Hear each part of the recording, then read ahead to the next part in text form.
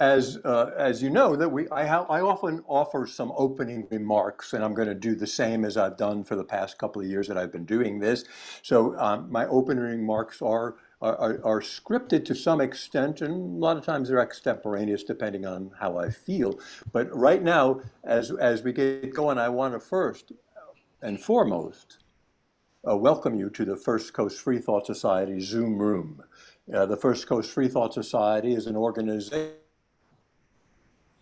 and reason over religious dogma and fanaticism. And we've enjoyed the non-religious community in Jacksonville, the Northeast Florida area since 1998. We are in our 25th year. We are also the Jacksonville chapter of the American Humanists Association. And we've been that for many, many years as well. We're on Facebook, Twitter, Meetup, Instagram, and YouTube. We have Secular Sunday in the Park, book and movie discussion groups, the Free Thinker newsletter, to which we invite your submissions. Our website is firstcoastfreethoughtsociety.org or fcfs.org. You can join us there and see what's happening just by clicking on our website. Now, I do have a question. I like asking this question. Is anybody here new to the First Coast Free Thought Society Zoom room? And if you are, would you be willing to share with us how you heard about us? And if so, unmute your mic at this point. I see Brad, you put your hand up. Brad, are you new? Is that true? Yes, I'm familiar with the speaker Mandisa, but I have never heard of FCSFS. And it's very, what's the word I'm looking for? We have a dearth of of Black non-thinkers here in San Francisco Bay Area. So I said, maybe I'll log on and find some like-minded people.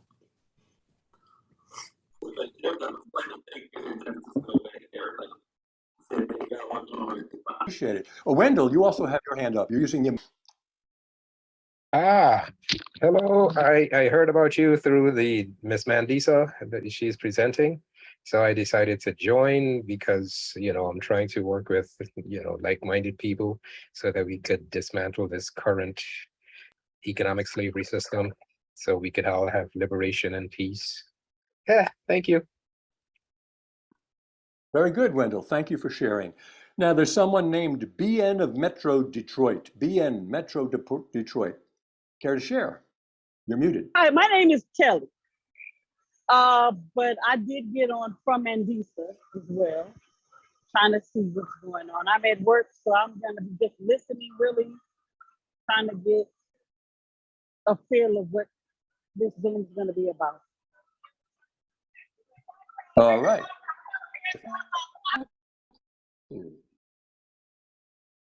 Thank you, BN. Corey, you have your hand up as well. Corey, care to share? Sure. Yes, I received an email from Mandisa. You're muted, Corey. Me now? You're okay. You're okay. Okay. I received an email from Mandisa from the Black Nonbelievers group. Very good. Thank you, Corey. Welcome. Lauren Swan, you've also shared. Your hand is up. You care to share? Yes, I'm in the Philadelphia area, and I'm on an email list for Black Nonbelievers. That's how I saw the notice. Very good. Well, thank you for joining us tonight. I appreciate it very much. Walter Hill? Right, I'm in the same list. I received an email from Mandisa earlier, so I wanted to see what was happening here. Thank you. All right, and Lisa Dreyer. You do not see an R after that D. Your hand is... I am not a household appliance, Lisa Dyer? but I'm used to being called Dreyer. But I'm here also because of Mandisa, that lovely and talented Mandisa. Glad to be here. Glad to have you with us. Thank you. John Corries, your hand is up as well. Yep. Hi, everyone. So yeah, my name is John. I just moved to the Jacksonville area in last November. And I've been meaning to join a Free Thought Society. I came down from North Carolina, lived there for 9 years, and they have a fantastic, I know they have a really vibrant Free Thought community up there. Never got a chance to join. I was in grad school, really busy, then had kids. And I think I'm finally at a point where I can make the time to do these things. And this is my first one here in Jacksonville. I get the impression that Jacksonville is a fairly heavily religious community. And so I'm kind of trying to find my my pocket of space here with like-minded people. All right. Well, your impression is probably accurate. Tim. Can you hear me? Care to share? Yes. Can you hear me? Yes, we can hear. Great. Yes. Yeah, my name is Tim. I am zooming in from Baltimore. I follow Mandisa on Twitter, and so I saw her tweet. And yeah, I'm just kind of trying to get more connected with the community. Yeah, good to be here. All right. Well, thank you and welcome. Welcome, Tim, Coast Free Thought Society. We appreciate your participation with us this evening. Is there anybody else that I miss? Anybody? Anybody? If not, we'll move on. I appreciate everybody. Well, welcome everybody, both new and old. We're all volunteers here at the First Coast Free Thought Society, and yet we do incur some expenses, largely in promotion. We promote it online, on the radio, and in print.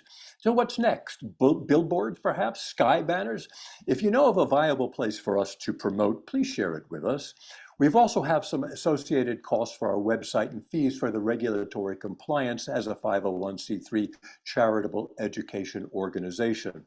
So if you can see your way clear to offering a membership donation of $20, $30, $50 or more, or any dollar amount, you'll be part of the reason that we are able to continue our public outreach. We are tremendously grateful for all who have become members and made donations.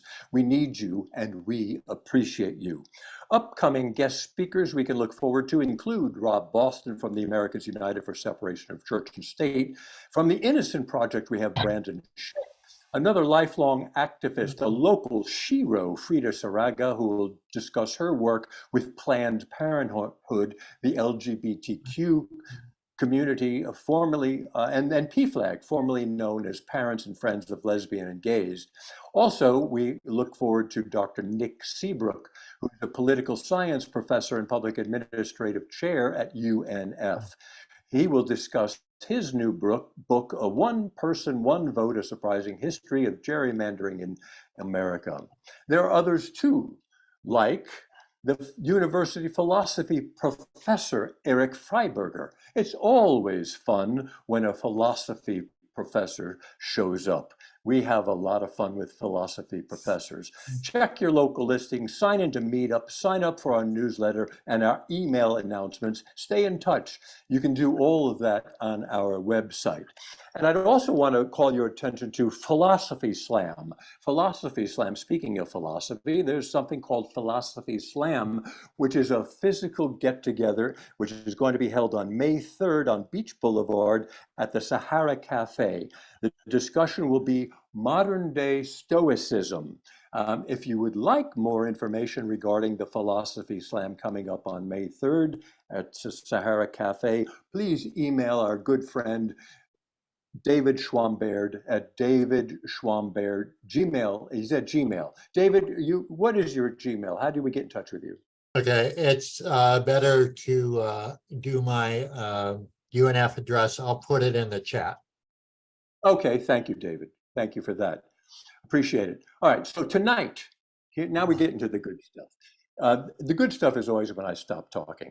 Tonight, we're delighted to welcome the president and the founder of Black Nonbelievers, who comes to us from Atlanta. Mandisa is heavily exposed to Christianity, Black nationalism, and Islam as she was growing up. She's had many national television appearances and was recognized by Harvard as the 2020 Harvard Humanist of the Year and the 2018 Person of the Year by the Unitarian Universalist Humanist Association. She's going to present to us what it is to be part of the Black Nonbelievers Association, which she has created. why there's a need for it, and what we can do to support this. There'll be plenty of times for a Q&A discussion, and should you prefer, you may message a question on the chat, on the Zoom chat. So let's mute our mic until it's time to speak. And please know that we are recording the presentation for posterity, and it will be uploaded to our YouTube channel. So now let's enjoy the time, the expertise, and the insights graciously offered to us by Mandisa Thomas. Mandisa, which I just learned that Mandisa means sweet. That's perfect. Mandisa, we are all yours. Thank you so much, Ken. Thank you to everyone at the First Coast Free Thought Society for having me as a guest. I am so honored to be here. And I'm also very honored to see everyone who has tuned in. Many of you who I've met before. I remember Wendell from NanoCon last year. Kelly is over our Metro Detroit affiliate. Lisa Dyer is one of our board members. And so it is really, really amazing to be here.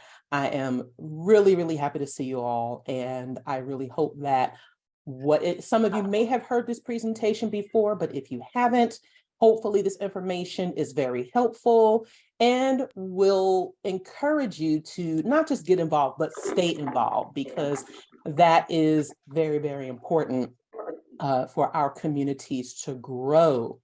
Yes, my name Mandisa does mean sweet. It is from the Xhosa, if you do the click, the South African click, the Xhosa nation of South Africa. My mother was very, very big, or she was very, very big on my brothers and I knowing what our names meant and understanding the cultures of where they were from. So that is something that I do bring to my activism as well as to the person that I am, which I hope, again, is very helpful to everyone. So I'm going to share my screen now because I think having visuals is always important in explaining the subject matter that has always been good. So the title of the talk is Black Nonbelievers, Past, Present, and Future. And the picture here was from the 2019 Nashville Nuns Convention, also known as NanoCon. Everyone you see here is and was a member. This is in tribute to Gene Taylor, the gentleman with the yellow B&N shirt on and the motorcycle jacket. He was like a father to me, and he passed away suddenly last year, 2 weeks before my biological passed away. My biological father passed away. So last year was very, very emotional for me. There was a lot of tragedy and a lot of loss, but he was a very dedicated member and supporter. And we like to keep the legacies of our members alive, and as alive as they were, because he was a very unapologetic atheist and an avid cyclist, and he didn't care who knew about his non-belief. So I really, really, I miss him. We miss him as a community, and it's important that we keep his legacy alive. So to give a bit more of a background about me, that's me standing in front of the billboard last year. If you are a member of the Freedom from Religion Foundation, you might remember their campaign that they launched last year, which was the I'm Secular and I Vote campaign. It was a billboard and newspaper ad initiative. And this is me standing in front of the billboard that I was honored to be on in the Atlanta area, which was at the corner of Cortlandt Street and John Wesley Dobbs Avenue. And I was insistent on using the phrase, I'm an atheist and I vote, because it is very, very important that we use the identity as much as we can, because we are still working on destigmatizing that word and, and the notions that come along with it. So that is very, very important. Received very, very good feedback from the campaign. It was actually up 2 months longer than it was supposed to. ironically, that billboard, that particular billboard location is no longer there, but I am glad that I had the opportunity to represent both Black Nonbelievers, the community, and the Freedom from Religion Foundation for this initiative. So a bit more about me. I am the founder and president of Black Nonbelievers. I am a New York City native, born and raised in the borough of Queens in the section of Jamaica, New York. I do not come from privilege. I come from a working class family. I was raised in South Jamaica houses, the projects. So life was adventurous and tumultuous at the same time. But it was there that I really began to, it really shaped my outlook on life. And my upbringing was actually pretty secular. I was also raised in what is called the Black conscious community. I learned a lot about Black history and culture growing up, as well as institutional racism and injustice and oppression. So that was a huge part of my identity growing up, and I learned a lot. I think I received more information and education about Black history than most do. They don't get that education until they make it to college. So I consider myself fortunate in that regard.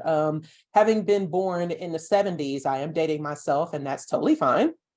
That was a period of, it was a period of radicalism and change, if you remember the 70s at all.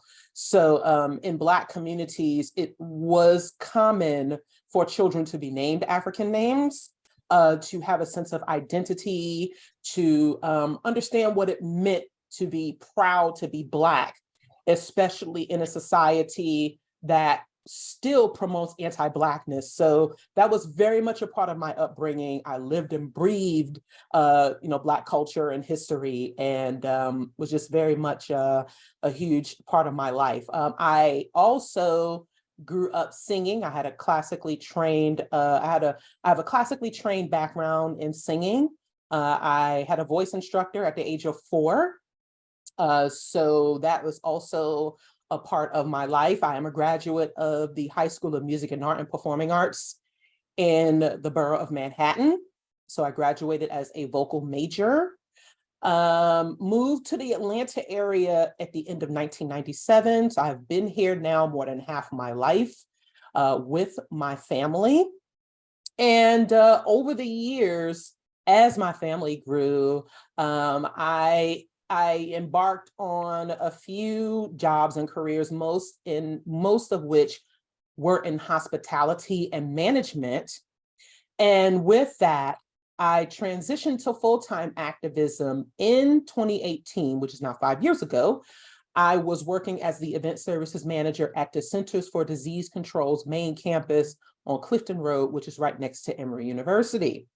As time went on, and since forming Black Nonbelievers and developing it, it became very clear where my time, in addition to tending to my family, my husband has sickle cell anemia, so it was becoming very dire to his health that I was able to be closer to home and not actually be at a traditional 9-to-5, but also to be able to develop and continue to grow the organization. Such an undertaking was huge. It was a huge leap, but it is one that I don't regret. It has had its ups and downs, but I wouldn't trade it for the world. This is where I found that I dedicated my life to, and I don't regret it at all. I currently serve as an honorary board member for a humanist global charity, and formerly for American Atheists, the American Humanist Association, Foundation Beyond Belief, which is now Go Humanity, and the Secular Coalition for America. And Black Nonbelievers is a member organization of the Secular Coalition. I am the recipient of the Secular Student Alliance's Backbone Award I was in 2019. I was also the Freedom from Religion Foundation's Free Thought Heroine that same year.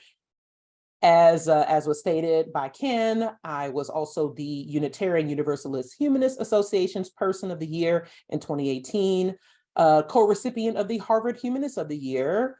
Last year, I was the recipient of the Irving and Annabelle Wolfson Award, which was presented by the Unitarian Universalist Congregation of Worcester, Massachusetts. And I'm also a humanist celebrant, which means I can perform weddings, other life ceremonies, and also be sort of an advisor to people in the community who are looking for these services, which are still very much needed. And underneath my picture, the billboard picture, is a way that I support my activism. It is through Patreon. It is a website subscription service where you can become a supporter for as little as $1 per month. It does help support my work, as technically Black Nonbelievers is still volunteer for me. And we are working to change that, and I'll get into that a little bit later. But if you would like to hear me share some of my very private thoughts and unorthodox thoughts on subject matter pertaining to community, family, and other things that I deal with, you might be, and I would hope that you would support this platform. It would mean a lot. And one thing I always say is that I did not get involved as an activist for the recognition, but it is nice when it comes. So Black Nonbelievers as an organization was started as Black Nonbelievers of Atlanta in January of 2011. So we are 12 years old now. We are celebrating 12 years as an organization this year. We started locally as this organization to help bring out more people in the Atlanta area. I attended one meetup that was predominantly Black. There was only one other person of color there. And I experienced what many people of color experience, not intentionally, but sort of, but it's still, it was still an issue. So where people of color tend to feel a bit uncomfortable, or they tend to feel a bit tokenized and even dismissed in some ways as far as our experiences. Like I said, not intentionally, but it does happen. So we co-founded locally Black Nonbelievers of Atlanta to bring about a local community, as well as work with local organizations in the area.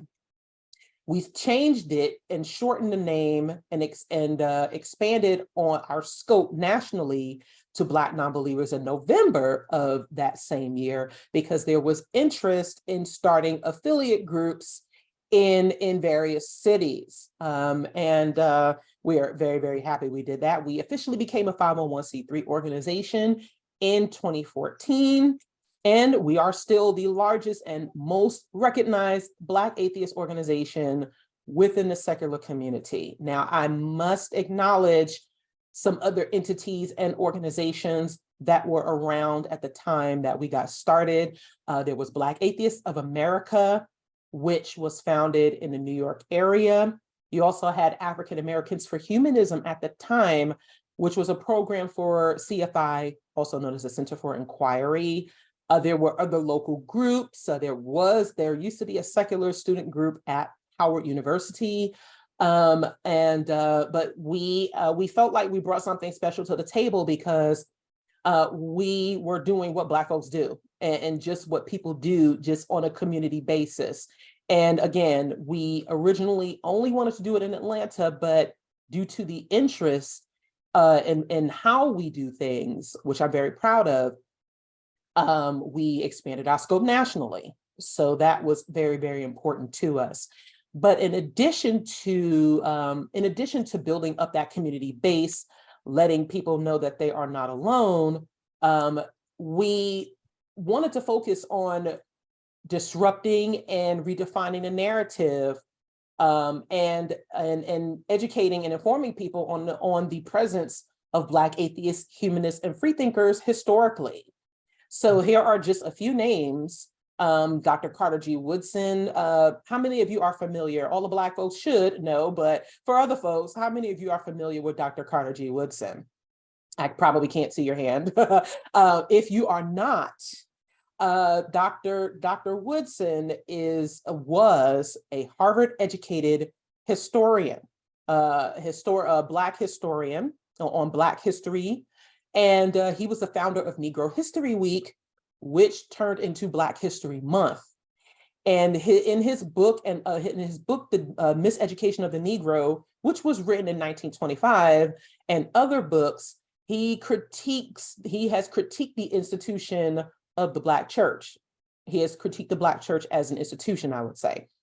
So his name is very, very important to not just Black history, but American history. And there are still a fair number of people who are unaware of who he is. And also famous free-thinking author Zora Neale Hurston. You have W.E.B. Du Bois, who was the co-founder of the NAACP, Langston Hughes, Lorraine Hansberry. If you aren't familiar with her, you may be familiar with her most noted play, A Raisin in the Sun. And the character Benitha Younger was based on herself.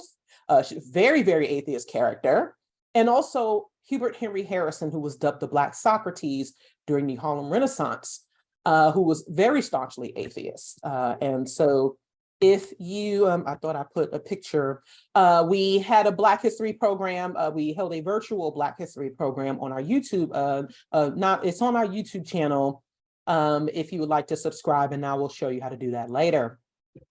But in order to understand the trajectory of religion in the Black community, why there needs to be organizations like Black Nonbelievers, as well as the need for more of us to express our identities, we must go into why religion defines the Black community.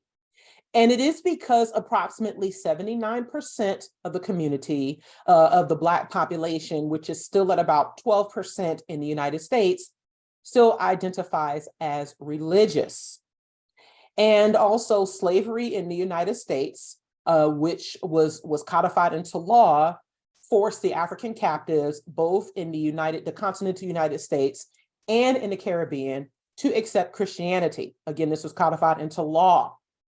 But even with that, there was still resistance, and there was still resistance even from some of the enslaved who rejected it, and even from those who did adapt it. But after slavery and Reconstruction ended, the Black church became a primary source of support. And when institutionalized racism and it was enacted and enforced, think Jim Crow laws, think deliberate disenfranchisement of Black people and their businesses, educational institutions, these things did happen. And so the Black church was very much a primary support system, even for Blacks who were turned away from white churches. And so this is important to understand this history of why religion defines the Black community. And you can find more statistics and research studies on Pew Research. I think there were a few, there was one that was released in 2021. It's probably been updated since then, but it still shows the numbers of in the Black community as still being very, very high. But in acknowledging the history and as well as some of the benefits that the church as an institution provided, we have to remember that there were many historically Black colleges and universities, also known as HBCUs, that were founded by religious institutions. We still maintain that religion has crippled our community, and not specifically the Black community, but it is a primary focus for us, especially due to the numbers and the culture in our community. Because even though, as I just explained, the foundations of Black History Month were from a freethinker, the church has hijacked the image of the Black community historically and currently. Our community has never been homogenous, or there have always been different schools of thought. There have always been various activists from different thought perspectives involved in resistance and liberation movements that were not religious.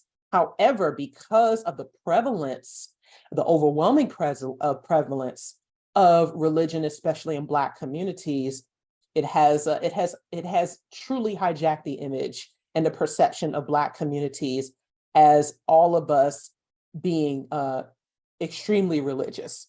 And this is something that needs to change. It does ignore how Black folks became predominantly Christian in the first place. It wasn't because our ancestors simply accepted it. You either had to accept it or you died. And once you are able to mentally capture people, that becomes generational, it becomes institutional, and it becomes harder to break. It also reinforces white supremacy and dependence on a savior. And we have to look at this, especially as we still see what's going on in our current climate today. And as we talk about dismantling white supremacy in institutions, and also when we talk about diversity, equity, and inclusion, and how white supremacy does play a role in that, Christianity and the church in particular, and religion as an institution does foster codependency, looking for either the very few to help solve our problems. And it really does, it reinforces also anti-Blackness. It reinforces classism, which is harmful to all of us, not just people of color, not just Black folks, but everyone. It also perpetuates homophobia, sexism, hypocrisy. Much of what we're seeing as we are seeing the passage of anti-LGBTQ bills, Christian nationalism, it is really perpetuating all of that now. And that is a problem for all of us. We have to continue to stay vigilant on this. A lot of this is rooted in religious thinking, and we have to stay focused and vigilant on that. It has overlooked abusive actions that were committed by religious people and leaders. So this is somewhat changing as we enter as we are in the age of information, and people are able to either record or sufficiently tell their stories. We are seeing somewhat of a change in accountability for religious people and leaders and their abuses, even though it's not happening. We can think of the Catholic Church. We can also go back to the late Bishop Eddie Long, who presided over New Birth Baptist Church here in the Atlanta area, in the Lithonia area, who was carrying on very, very inappropriate relations with young men in his church who were not of age. And he also led a protest against same-sex marriage in the Atlanta area. People don't really know that. He ironically passed away on January 15th, which is Dr. Martin Luther King's birthday in 2017. I don't know anyone here who might be mourning that, but that is just ironic to note. It takes money from the community, but doesn't sufficiently give it back. Some of the most massive structures, aside from the church, the Latter-day Saints, the Mormon buildings, and some of your other mega churches, are some of these churches in Black communities. And while we know that there are some of them who will support education of members, they will do some things now to help support members of their community. It took a very, very long time for the Black church in particular to address the HIV/AIDS epidemic. We actually, the new bishop or the new pastor at New Birth, the very scandalous Jamal Bryant, at the height of the COVID pandemic, he had sought to charge members $150 for COVID tests. So these are some of the things that some of these folks have been getting away with. There is a tendency for folks to support these very flamboyant leaders, those who are very charismatic in their word. And let me just say that there is nothing wrong with being charismatic. However, when it is the only characteristic that you have, that is a problem. And when people ignore, certain actions and they're not holding people accountable, then that becomes an issue. And it does keep people in fear and isolation and seeking help and solutions that are needed. Also, it has only been very recent that churches have started addressing mental health crises. And even now, many of them will just encourage their parishioners to just pray on it, just give it to God, and not actually seek clinical help. Or if they are going to seek counseling, it is through a religious counselor who may not have formal training and formal certification. And so these are some of the things that we are dealing with, as well as the still overwhelmingly negative perception of atheism and non-belief in Black communities. Many of us can attest to our family members and friends actually thinking that to be an atheist is to reject our Black identity, it is rejecting our Black culture, and you are trying to be like those white people. And it's ironic because the evangelical movement, the Christian evangelical movement, was actually started by white churches. And many people fail to remember that like the Ku Klux Klan, the domestic terrorist organization, is a Christian organization. And they felt like they were doing their Christian duty to terrorize Black folks back in the early part of the 20th century, and even to this day. So it's very, very ironic that people will look at atheism as being something that is antithetical to liberation, when it has been the evangelical Christian movement that has been the case. So in better understanding that, and hopefully there's a better understanding of the historical piece as to why we do this work. And the definition of grassroots, which many of our groups and organizations are, I'd like to throw this in here to give a better explanation as well. It is the most basic level of an activity or organization. And it's ordinary people regarded as the main body of an organization's membership. And this is what describes Black nonbelievers in particular. We have never relied on a sense of celebrity to grow our organization. We've always tried to do it organically and through the people that we're trying to relate to. And meeting people where they are is always important. So, and letting people know that we understand what they're going through. It is a lot of peer support. And grassroots it really means that you roll up your sleeves and participate and get the work done, which is the way that I personally like to try to do things, and also encourage others to do the same. So what does BN do? And just for the sake of Black nonbelievers, our acronym is BN. For those of you who are new to us and want to learn more, if you want to bet a more in-depth, in-depth description, in addition to what you see on our website. So we do provide support primarily, but not exclusively, for Blacks who have left religion and who identify as atheists, non-believer, humanist, secular, etc. We also throw agnostic in there as well. It is not exclusively for people who identify as atheists.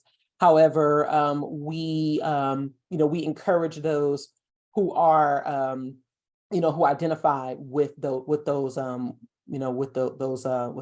labels. But we also provide support for those questioning religion in favor of leaving. Previously, before many of our organizations and groups existed, anyone who may have doubted religion were told, well, they would be encouraged to go back to church and try to understand it more. But there are people who need to know and understand that there is an option to leave and that there is support for that, especially now. We also host and collaborate on a number of activities, including monthly general meetings, social gatherings, and social and service projects. Now, of course, with the pandemic, we have utilized the virtual avenue. We've had Zoom meetings, we still do virtual events. And so that, I really admire and marvel at how during the pandemic, many of our organizations were already ahead of the curve with that.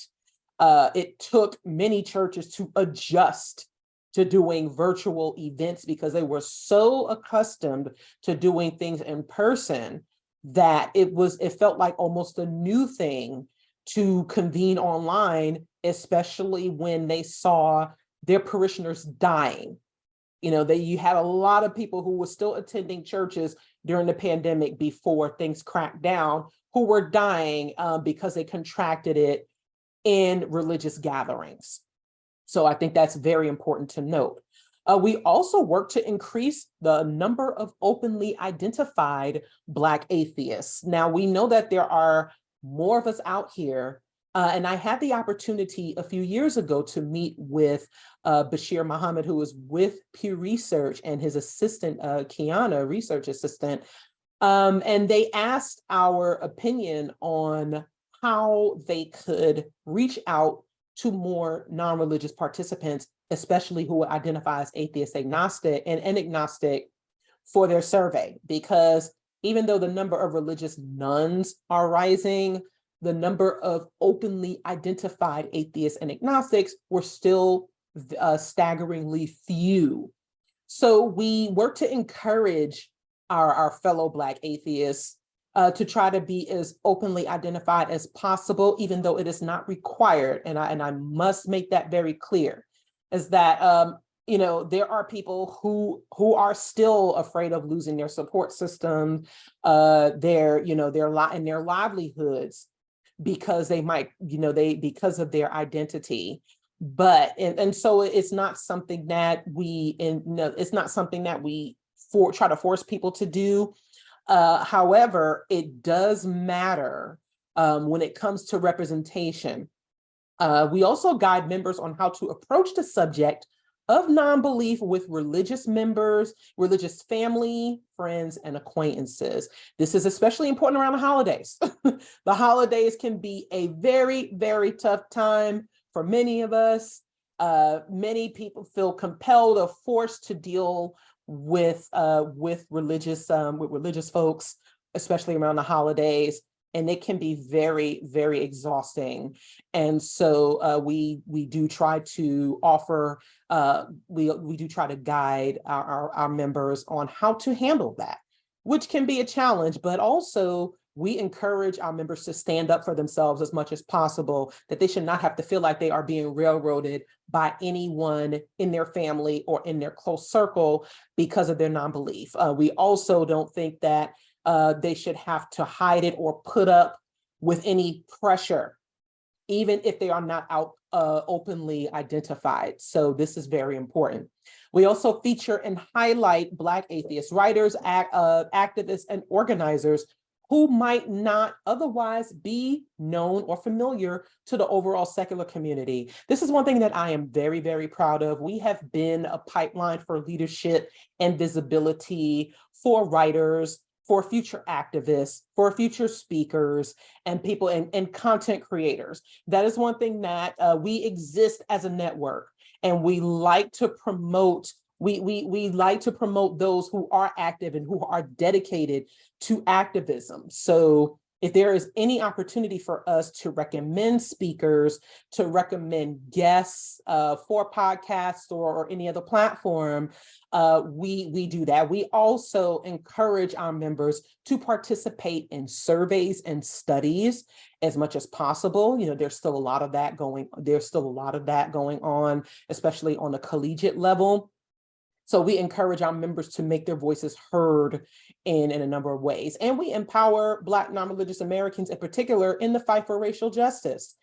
We have always been here. If you think of one person who I did not include in the historic slide was A. Philip Randolph, Philip Randolph, who identified as a humanist and was instrumental for helping to co-write the Humanist Manifesto in one of the Humanist Manifestos with the American Humanist Association. He was also named Humanist of the Year by the American Humanist Association, for those of you who didn't know. So, and he was the key organizer for the 1963 March on Washington. He was also the founder of the Brotherhood of Sleeping Car Porters, which fought for the rights of those working in that industry. So we have always been involved in racial justice, and we continue to be. So we encourage people to be vocal and also be active in that fight. Here are just some coverages. There's some coverage and features that we've had the opportunity over the years to be involved in. That has been very important to our growth and expansion. Is the media features. I mentioned earlier these I'm Secular and I Vote billboard campaign. We have representation from BN in Louisiana and also North Carolina. And in Georgia, I also was featured in a newspaper campaign in Jackson, Mississippi, and also an online paper in the Washington, D.C. area. Particularly Maryland, if I'm not mistaken. So again, that was a good opportunity for us. We've also been featured in the Smithsonian's National Museum for African American Cultures God Talk series in 2020 and 2019. They are working on a full-length documentary, which will include and feature members from Black Nonbelievers and also other Black non-religious voices. We were also featured in the Humanist magazine in 2018, Playboy that same year, the Atlanta Journal-Constitution, and there are just a few more there, CBS Sunday Morning, Atlanta Interfaith Broadcasting. And, you know, interestingly enough, earlier, I think it was either last year or earlier this year, someone told me that they saw the segment from Atlanta Interfaith Broadcasting, which was filmed and debuted in 2013, 10 years ago, Christmas week. And we were contacted, the producers of this show, the producers of the series were atheists, but they were working for this interfaith entity. And we were the only organization locally that responded. So we gathered our members together, we gathered some members to be interviewed, and it turned out really, really well. So whether you're local to Atlanta or, you know, you can check out our YouTube channel for that segment. It's called Atheists in the Bible Belt. And you can hear from some of our members and some folks who, who talked about being an atheist here in the South. We were also involved, we also participated in the Billboard campaign in 2012 for African Americans for Humanism, Jet Magazine, and also CNN. So quite a few noted media features, which again, we are very proud of. Here are our family of affiliates. Of course, our flag we are headquartered in Atlanta, Georgia. We are also in Charlotte, North Carolina, Chicago, Illinois, Columbus, Ohio, Detroit, Philadelphia, and Richmond, Virginia. Our Columbus and Richmond affiliates do not have active leaders. However, if you are in those areas and you may know someone who might be interested, we are always looking for more leaders. So just keep that in mind. Also, here is a timeline of some of our major events and programs. We first hosted the Reason Rally after party in 2012. After the first Reason Rally, we hosted the Blackout Secular Rally with Black Atheists of America in 2013. We celebrated our 5th anniversary in Atlanta in 2016. We launched our BN Changes Lives campaign in 2017. That is our hashtag. There were members who have expressed that not only did our organization change their lives, we've also saved them. And so we encouraged people to submit testimonies, if you will, as well as their photo if they wanted to. You didn't have to, you could submit anonymously and share their journeys with religion, and also how being a non-believer and also being a part of our organization has really helped them. We also host BNC Con, which you see the poster board behind me, from 2017 to the present. We co-hosted and co-produced the Women of Color Beyond Belief Conference in 2019, 2021, and 2022. We launched our True Liberation Billboard campaign in 2020, which was a digital billboard project, which we turned into bumper stickers. We also co-sponsored the Hurston Scholarship with the Secular Student Alliance. We've done that since 2020. And we celebrated our 10th anniversary in New Orleans and virtually in 2021. So with that, I would like to address a recent controversy. And for this, I will be kind of reading something a bit scripted because some of you may or may not be aware of this, but I did just want to touch on this in the interest of transparency, honesty, and authenticity. I think it was very important for me to address this. So I'm just going to stop my video for a moment. On December 5th of last year, 5 affiliate leaders abruptly disassociated from the organization. They issued a statement which highlighted an incident during BNCCon of last year, which involved me, which was of a personal nature that impacted a few attendees. While I acknowledged and accepted my responsibility for said reaction, apologized to individuals that were affected, and made corrective actions before the cruise ended, the decision of the former leaders was accepted and they were wished the best. Subsequently, however, there were additional statements and quote unquote reports made that were contradictory and potentially libelous. And this did affect not only my personal and professional reputation, but also that of the organization. As you can imagine, this has been very hard and it has been difficult to maintain composure. However, in consideration of our members, supporters, my colleagues, friends, and my family, the best course of action was to not respond in kind and continue to focus on the organization and the overall community. One of my cousins named Cheryl, who I love dearly, she said to me, "You make this shit look easy."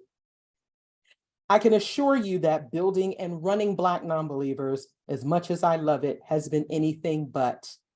Over the years, we have encountered individuals who have attempted to use the organization simply for their own personal gain and have exhibited extremely volatile behaviors. There have been occasions to remove members and organizers who failed to follow the guidelines and expectations of the organization, which are not strict by any means. They are designed to maintain a positive and uplifting community, as well as advocate and promote strong advocacy and visibility. It hasn't always been the smoothest process, and I have indeed had my share of fallouts, but I try to err on the side of diplomacy, fairness, objectivity, and kindness. I also do not operate on a take my word for it and that's it basis, or even a my way or highway one. I'm always happy to address conflict and provide statements and documentation to support, whether that is publicly or more in the background or more privately. There's always a time and a place for things. BN has been and always will be a safe space. We are a safe space for people who are deconstructing religious beliefs and need a welcoming community. We are a safe space for those who are learning about and deconstructing societal stigmas, including those that judge unconventional practices. which has been openly discussed on our YouTube show and previous BN events. We are also a safe space for those who practice them. We uphold autonomy, consent, clear communication, and respect for one another, even if we disagree at times. We understand that as human beings, we make mistakes, and that compassion, support, tact, and understanding is crucial. But most important, we will always be a safe space where reason and evidence will prevail over dogma of any kind. I must say that I am very grateful to all who have extended their well wishes and support over these past few months, and who also reviewed this information, quote unquote, very carefully for its evidentiary value, or rather lack thereof. I appreciate all who stood firm with their support for me and the organization. I'm grateful for those who provided objective feedback, as this will be used for future improvements. But I am also grateful to those who know me and also know my dedication to and commitment to this organization and to the community. I also must give a heartfelt shout out to our current and new leaders with the organization, and we look forward to welcoming more members, volunteers, and supporters in the future. And once again, I really do appreciate the First Coast Free Thought Society for giving me this opportunity to speak with you and to represent this organization and those who also who did not give in to intimidation, because there was a level of that was displayed there, which is utterly, which was utterly shameful. And I will also say that I had to find out about the abrupt separation as I was flying back from Miami to Georgia on December 5th, and I had found that I had been removed as the co-organizer from those meetup groups, as well as social media pages that they were running. So some of our database was lost. I'm choosing my words very carefully, but you can infer that there was a level of commandeering of some of our base as a result of this. And so, it has been, like I said, it has been tragic. It has been shameful, but the main thing is that we are still here. We are still going. And I just wanted to share these two memes. These are some of the lessons that I think we can all learn as people. The one that I saw this on Instagram is that you can be friends with people for years, and it can take years to realize that they were never your friend. This is one lesson that was learned. And also, as we deal with cancel culture, as we deal with issues that may trigger people emotionally, and as a community that is trying to work on accountability, but also still apply skepticism and critical thinking, I must shout out Jasmine Banks, who was recently our guest on In the Cut. She sent me this from Instagram. This is how people describe your cancel friend and what your cancel friend is actually like. So I just had to share that because it is important that we continue as a community and as those and as people who pride ourselves on doing research, actually reading things through and applying skepticism. It is important for us to continue to make informed decisions about our perspectives and people. And if something isn't adding up, you have a right to question it and not feel like you are pressured to go along with the crowd there. So I just had to share that from this. Looking to the future, speaking of, so as a part of our rebuilding process and continuing to grow as an organization, we are looking to onboard new affiliate leaders and board members. We are going to be revisiting and revising our bylaws and community guidelines. we will be improving our fundraising strategies to help secure some paid and compensated positions because this work calls for it. It is very, very important. We will be continuing our community engagement and continuing our features. And I'm also happy to share that I'm happy to share some news that the National Museum for African American Culture has photos from our previous events in their archives. So we are now officially a part of this institution. And I was told by their religion curator that Black Nonbelievers, BN, provided the framework for non-religious community building, which means this is groundbreaking. This is history making for not just our organization, but also our community, to have this institution recognize our work. And one day in the future, we are scheduled to be featured in not just their documentary, but in an exhibit. Sadly, there was an opportunity that I think they missed to include us in a book on Black religious communities. It was something technical, but I'm a little skeptical of that, but that's neither here nor there. But I'm very happy to share that through our work and through our communication, we now have this relationship with this institution where we are amplifying and increasing the visibility for the Black non-religious community. And it is through our work, it is through our engagement, it is through all of the trials and tribulations that we've gone through that we've been able to make this happen. And this is something that I am very, very proud of. That we have done, because it represents all of us.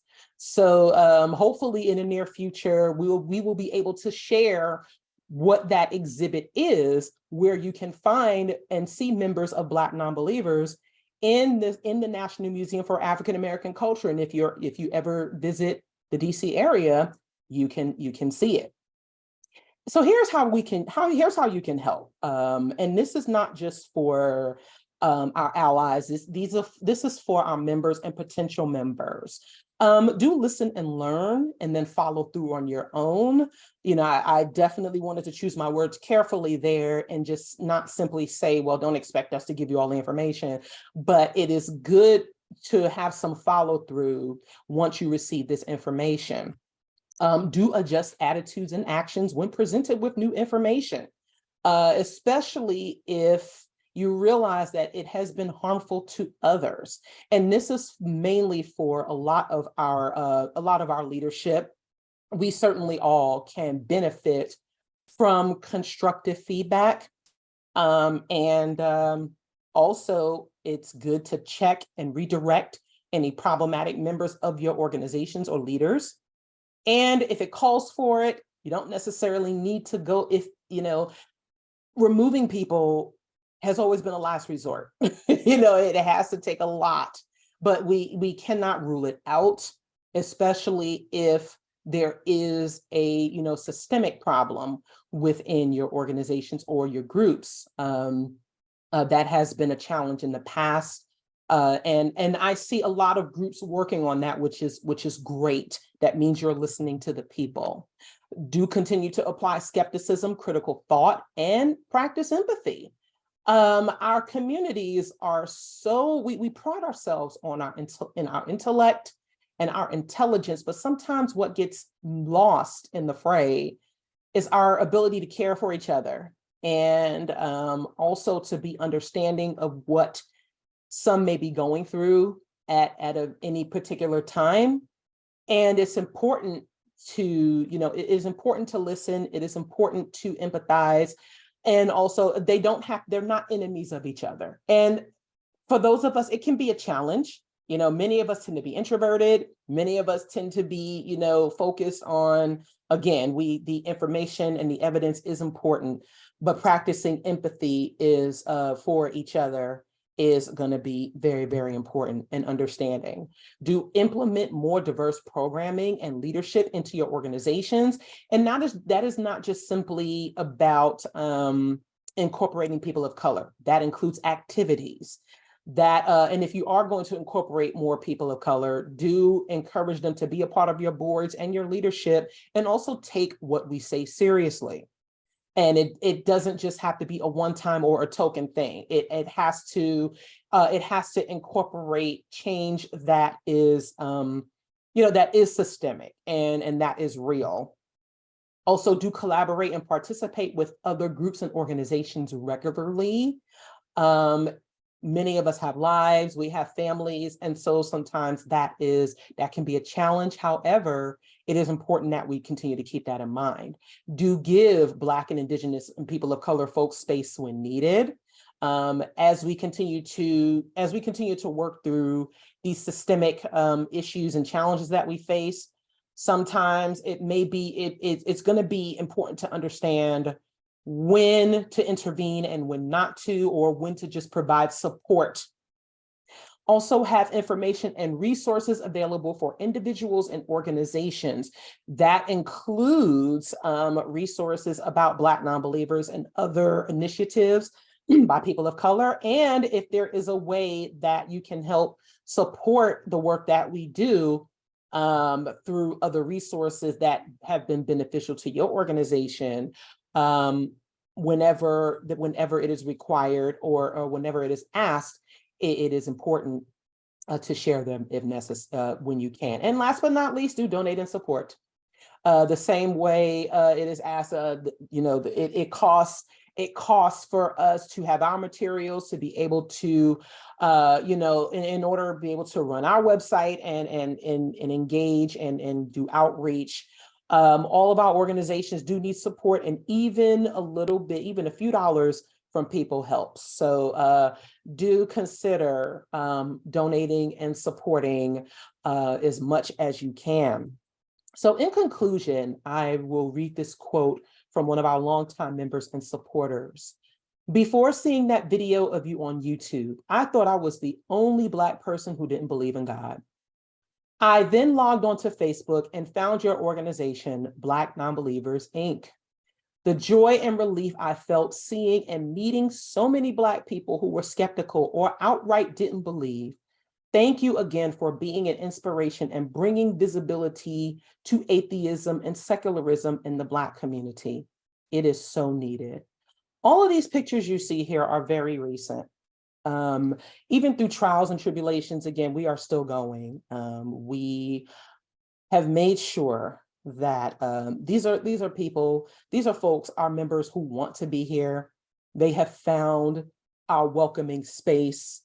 They have found that, they have found like-minded individuals and who can relate to what they're going through and be able to and have a relaxed atmosphere, excuse me, to express this.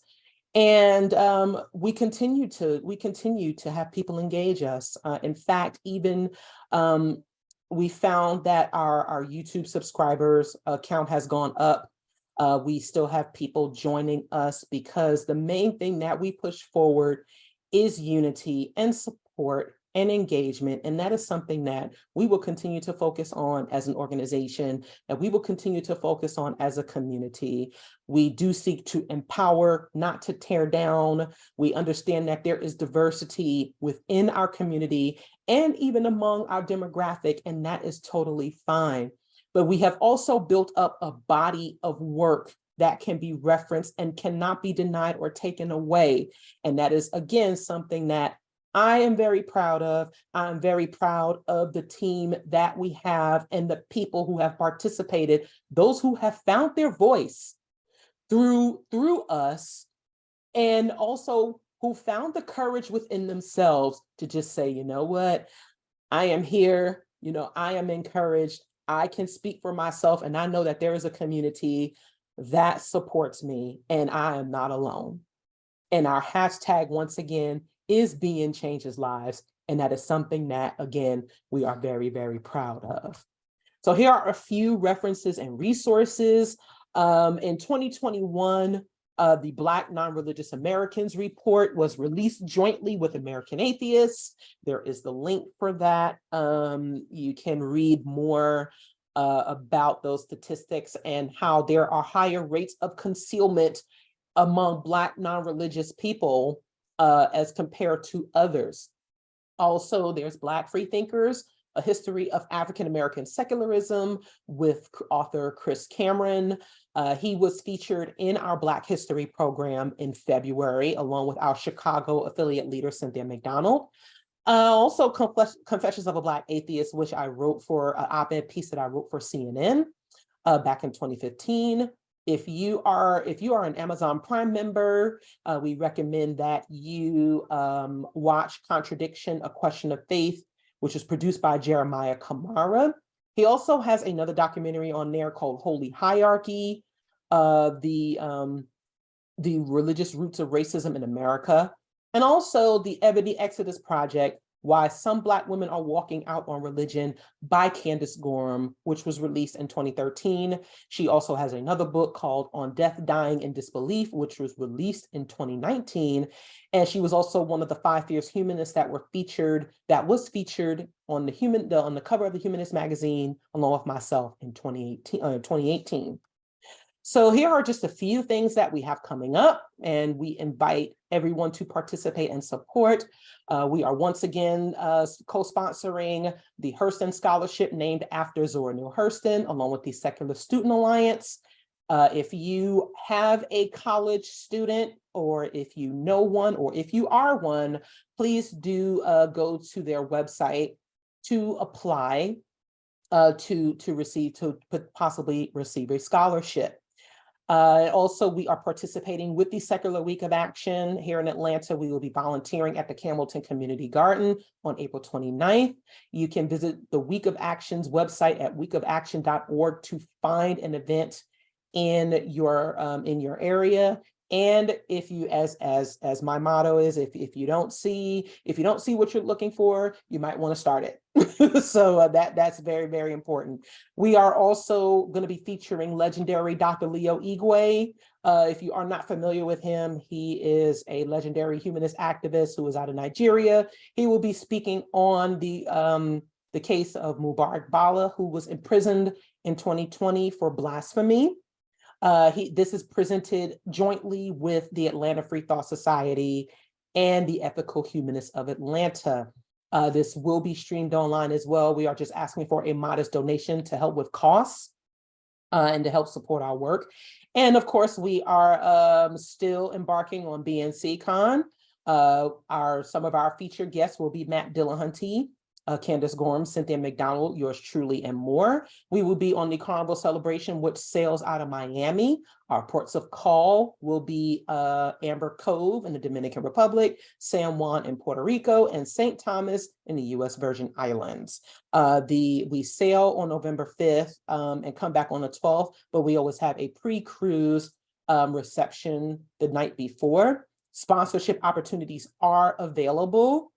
That helps that helps, of course, cover that covers for speakers as well as low income attendees or attendees who might not otherwise be able to afford it. So we do try to help people experience the joy of traveling and cruising as well. That is a part of the activism that I love too. So we do encourage you to follow and subscribe. Ooh, let me get back to that. Yes, please do follow and subscribe to us on social media. We are on Facebook at Black Nonbelievers, Instagram at Be Nonbelievers Inc., Twitter at Be Nonbelievers, the B and the N are capitalized, and YouTube at Black Nonbelievers Inc. Do subscribe. You can check out previous episodes of our YouTube show In the Cut, as well as videos from our previous programs, including our 5th, 10th anniversaries, the Women of Color Beyond Belief Conference, and more. And of course, we encourage you to donate and support at our website, blacknonbelievers.org. If you are on Cash App, you can donate to us via Cash App. We do accept donations through Act Blue Charities.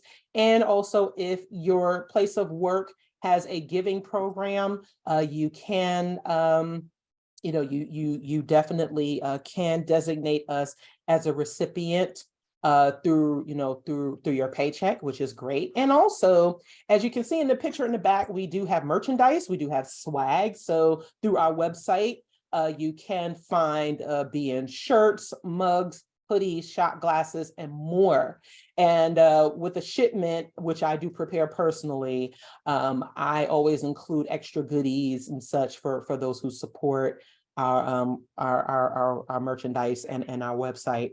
So thank you all once again for tuning in. I really hope that you found this informational. And now I think we have time for questions. We do, Mandisa. Thank you very much for that wonderful presentation. I really applaud you. There's a lot that you've said, and I have at least 2 or 3 dozen questions, but I want to before I get going, I want to open it up to the floor to see who might have a question. If you do have a question, if you wouldn't be so kind as to use the emoji icon and raise your hand through that method, or you can do it on the chat feature. We'll get to you on the chat feature. It may not be as the second you do it, but we will definitely get to you. All right. Let's start with Mary Wall. Mary. Hi. Mary, are you there? Yes, I'm here. Interesting, presentation or whatever. I guess I heard references to both Christianity and secularism. I guess I've heard people claim this is a Christian nation, but if you look at it, there's various Protestants, Catholics, Episcopalians, Methodists, I guess taken all together, they're a majority, but I heard, I guess, only references to Christianity, sort of like, evangelistic Christianity and secularism. I guess, just in terms of, I guess, evangelism, other religions, traditionally have been, I guess, not so good, I guess, or whatever, whether it's Judaism or paganism or whatever, everything else, I was wondering in terms of, I guess, clarification between, just the mention of Christianity and secularism. What, I guess, is your position on other religions? And, just to clarify what your, I guess, definition of secularism would be. So, very good. Thank you, Mary. Yes, thank you, Mary, for that question. So I contend that all religions are man-made. I think, as most of us do. I think the Judeo-Christian religions have had the most harming effect in the world, particularly on people of color, and particularly on Black folks in the United States. I think, secularism is basically, and I know I'm not quoting the definition verbatim. If anyone can do that, then that would be great. But it is basically, it is the practice of governance without any religious influence. And I think that everyone, whether you're a believer or not, benefits from secularism because there is very little dogma that is involved, or it should be. It should be based on evidence and reasonable practices, and with a focus on human rights. So a secular government impact, it is important for all of us, for people who are religious and who are not. So and there are quite a few religious people who pretty much are secular. I mean, they are progressive enough to where even if we disagree with their fundamental philosophy, they do agree that reproductive justice is important, that racial justice is important, that equity is important, economic justice is important.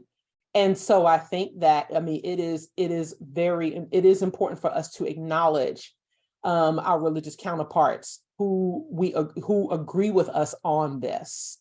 And it's always going to be important for us to continue to deconstruct as well as have discourse on religion, especially the harm it has caused. And the reason why we focus on Christianity in particular, or I focus on Christianity in particular, it is because it is the most dominant religion, not only in this country, but amongst African Americans or Black folks and those in the diaspora.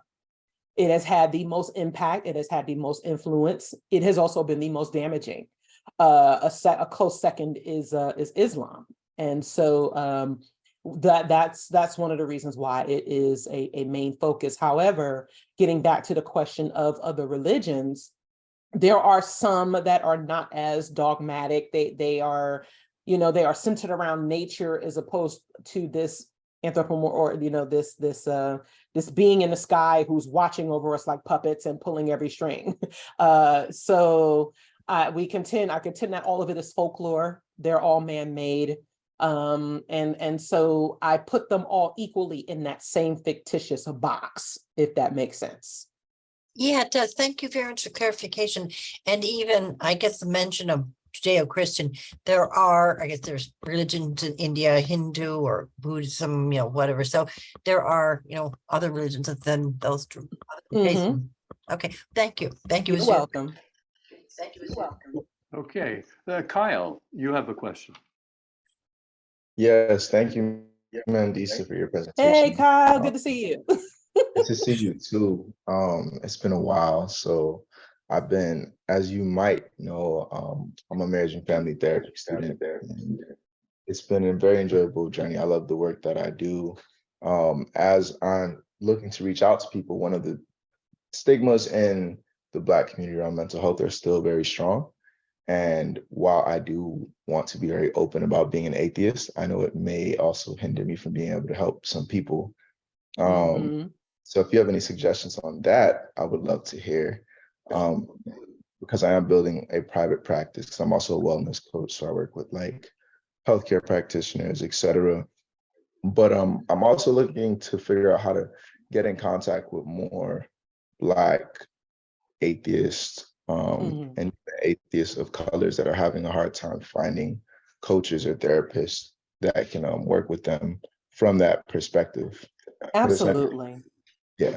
Yeah, so I spoke on that earlier about how as an organization, we respect people's anonymity because we know it can be very, very difficult, especially in our communities, to be out as an atheist, because it can impact our livelihood, and so we really have to be careful.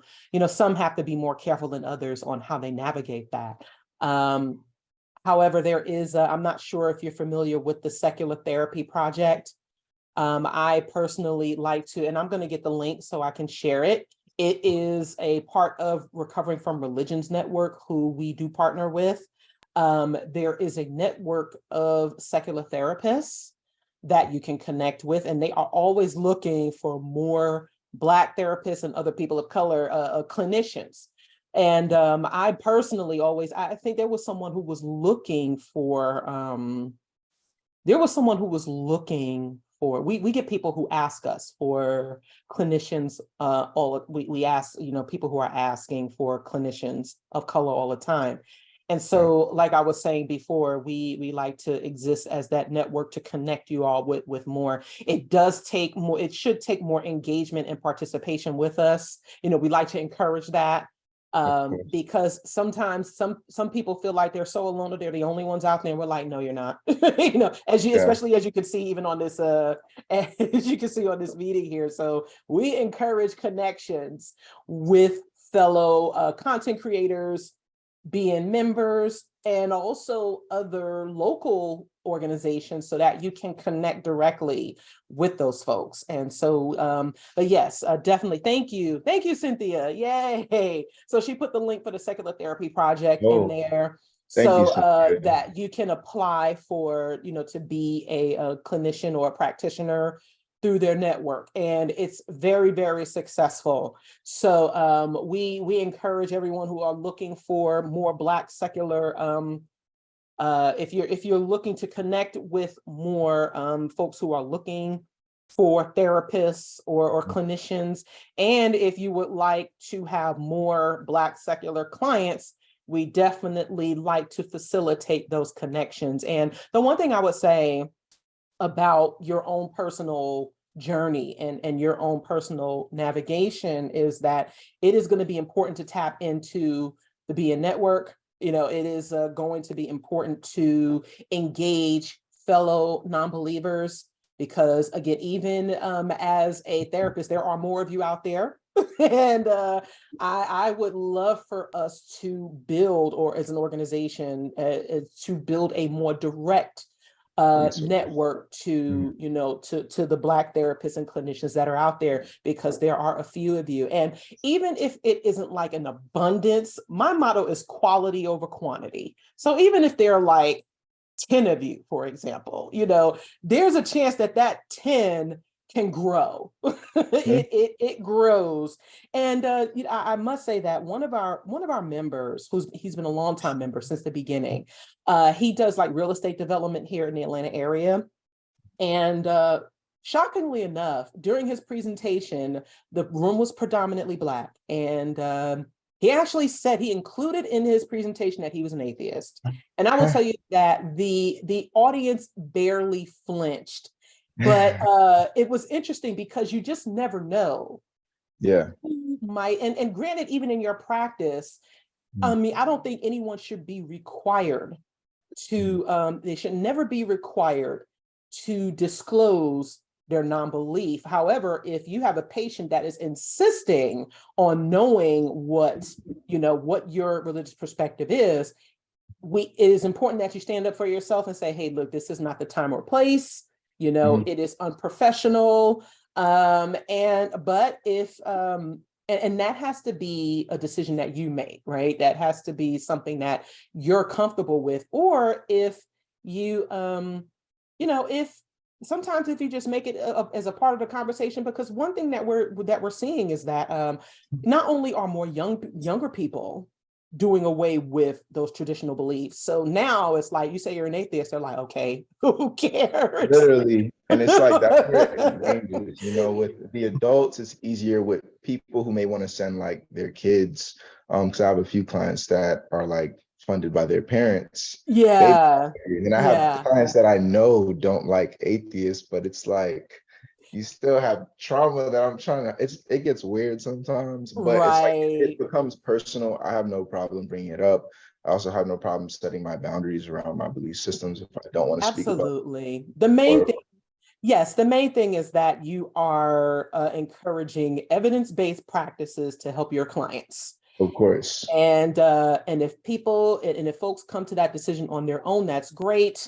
But always encouraging what actually works and implementing what actually works is going to be important at the end of the day. But as far as your own personal development, right? Because even when you are in a position of leadership and when you are a professional, that support is needed for you as well. And so don't, you know, please do tap into the network that, you know, that Black Nonbelievers offers, as well as, you know, definitely reach out to the Secular Therapy Project, because they do offer some, and they do offer some really, really good options. So yeah, definitely. And of course, you know, we're connected on social media. So of course, if there's any way that I can help, I definitely will. And those are definitely. Appreciate it. Likewise. No problem.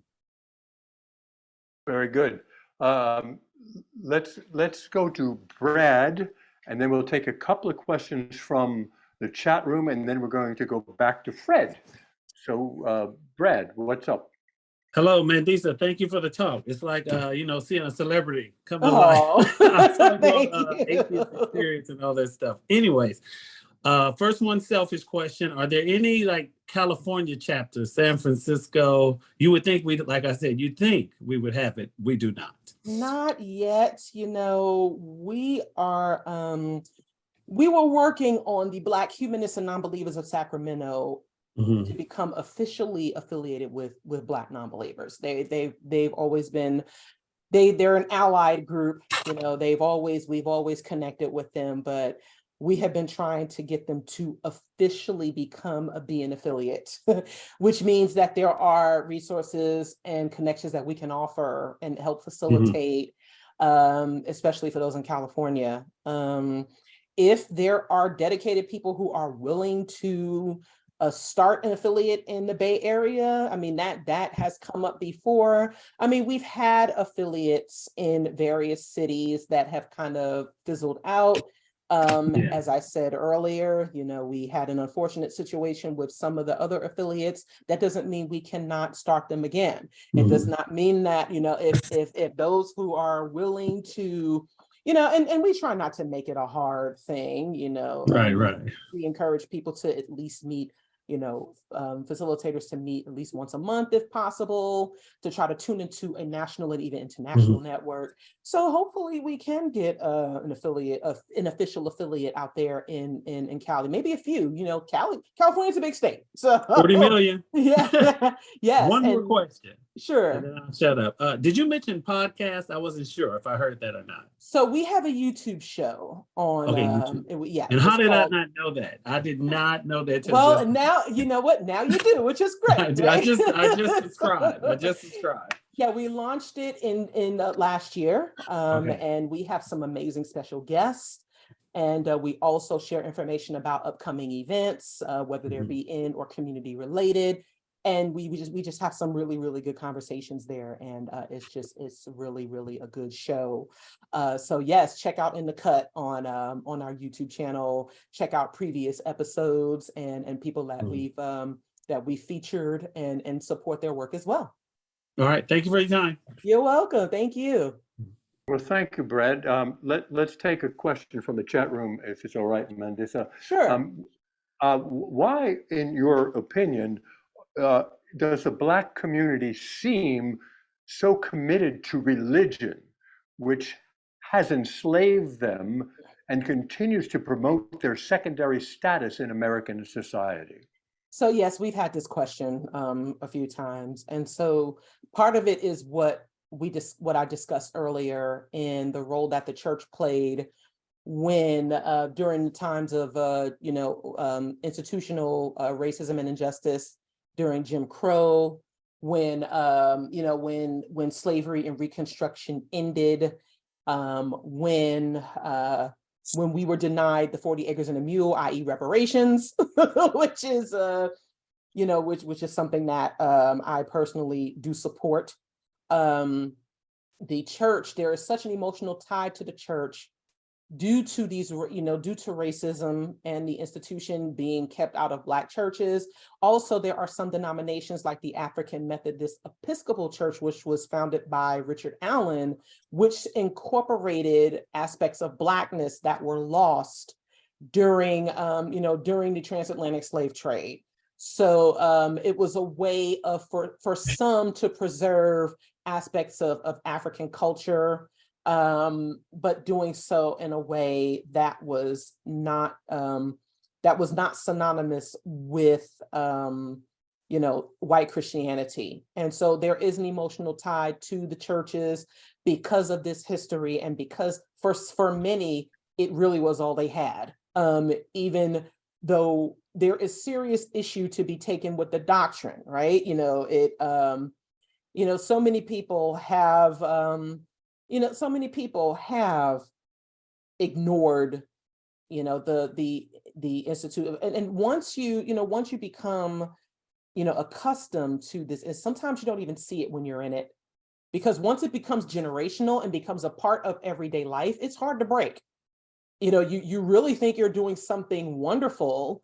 And there are churches that have done wonderful things. However, like you said, becoming, the one thing that has always bothered me from the outside looking in was this notion of, the master and, master, I am, use me master, stuff like, I'm just like, yeah, no, that's a problem. That's a problem for me. But when it has been ingrained, when it has been so ingrained as a part of, being coerced historically, but then also at the same time, providing a sense of support, it sometimes it has been very hard for many people to separate it. And Black folks have turned the church, as far as the music and the culture, into something that has been emulated. It can be very lively, it can be, and like I said before, there are HBCUs, or historically Black colleges and universities, that were started by some religious institutions. And so there is this very, very paradoxical relationship that the Black community has with the church. And it's, and also there's this embellished, I meant to mention the civil rights movement, and how the civil rights movement has hijacked the legacy of the Black church has hijacked the legacy of civil rights as this thing that was, simply originated with, in churches and by religious leaders. But it was a movement that encompassed many leaders, some who were secular and non-religious. So it's a tough battle at times, and religion has been a challenge for many throughout the world, but it does simply reinforce this idea that, God has gotten us through, gotten our Black folks in the Black community through all these trials and tribulations, when it has at the same time been a catalyst for them. So it can be very, very hard when your mom or your grandma was very used to having this community in this church, and really, just really going into the sense of conformity. And that is something that I have just never really, that has never really sat well with me, but I can understand how it can have a severe impact on many. So yeah, it is, I saw Stockholm syndrome in there, and yes, many people do suffer from that. They don't really understand how being involved with, even if there are good things happening within these churches, the doctrine itself has been very damaging mentally, and has been very problematic. Thank you. Fred, you got something?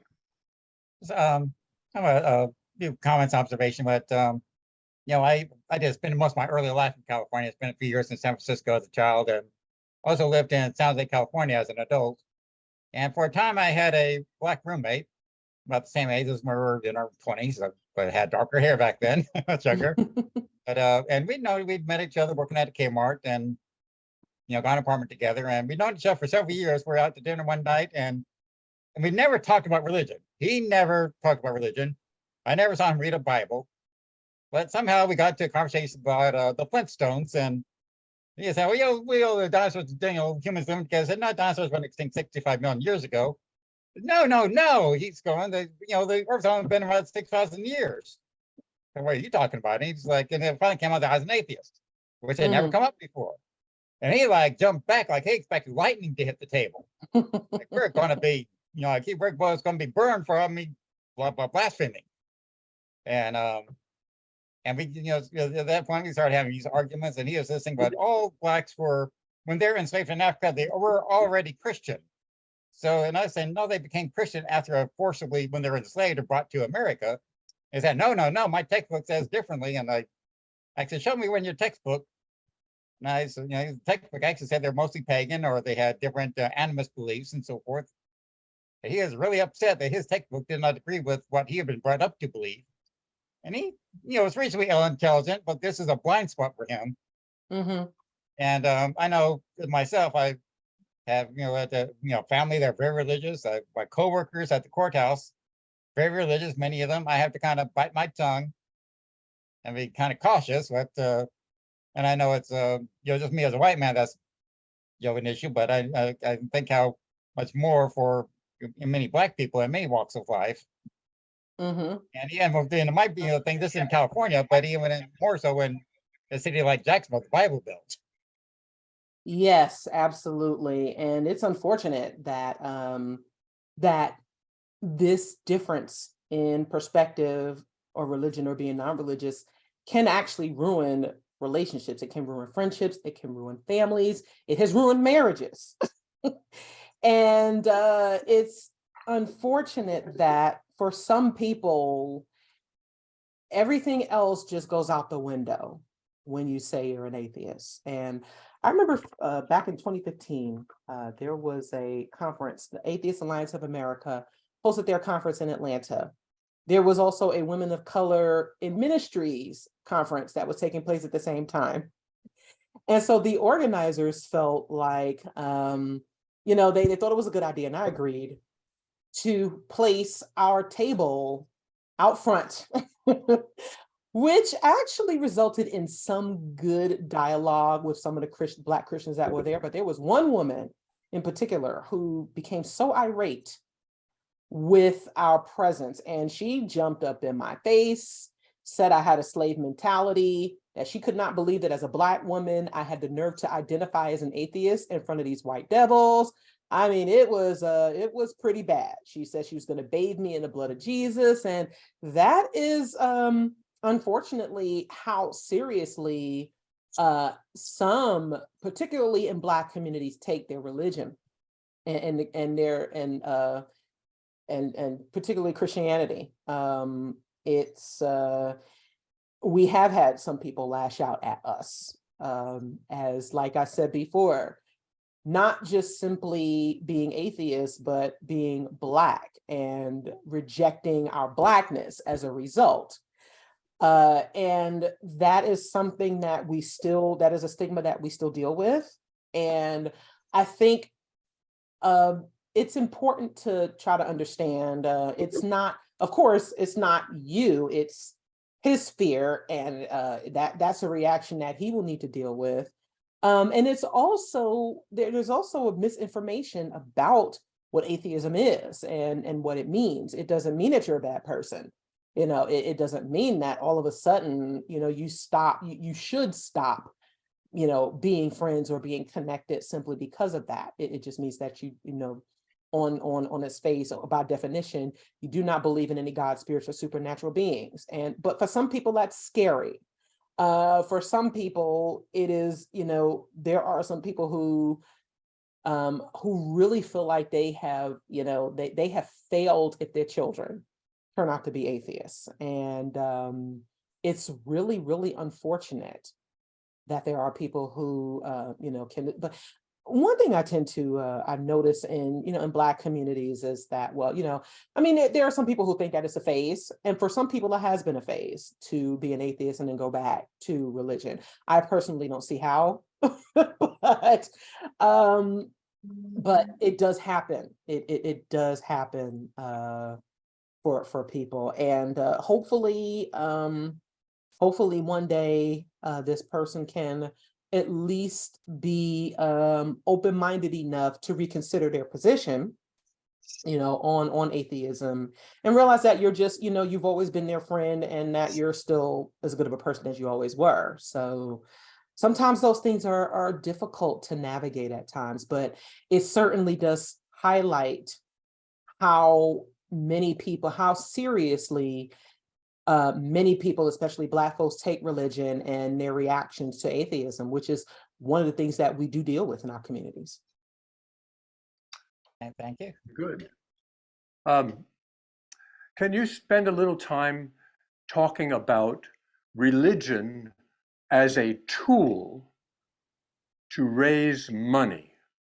Whether you are a believer or a non-believer, one of the goals for both sides is to raise funds. So from your position, can you spend a little time, because we see like Joel Osteen, he's, you know, we read about him, a multi-millionaire white televangelist, and he's got millions and millions of dollars, and he claims it's all from writing his books.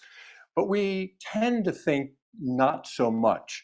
So I've been in conversations with ministers from the AME Baptist churches around town and other places other than Jacksonville where they drive Rolls Royces. Uh-huh.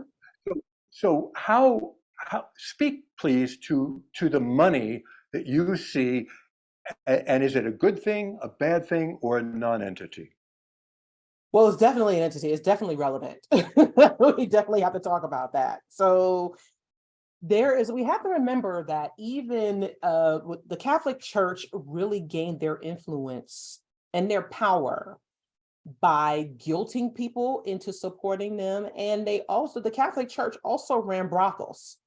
They ran the brothels in Europe, but then also, once people went to the brothels and then they were guilted into going to church probably the next day. So there's always been in some of the denominations corruption when it comes to how they generated their foundations. There in the United States, I think actually the Catholic Church also in one of the papal bulls in the 1400s actually sanctioned the transatlantic slave trade. And they sanctioned it as to be perpetual, meaning that the descendants of the Africans who were captured were meant to be enslaved for life, meaning that we were never supposed to be free right now. We were never supposed to have the types of opportunities that we have. And that was due to, so the Catholic Church supported the trafficking and exploitation of people. And so we do have to keep that in mind as well. So there was a time where there were churches, the churches again, they may have generated funds through, wealthy donors, wealthy supporters, which is something that we can only hope someone would donate $1 million to Black Nonbelievers, fingers crossed. But also through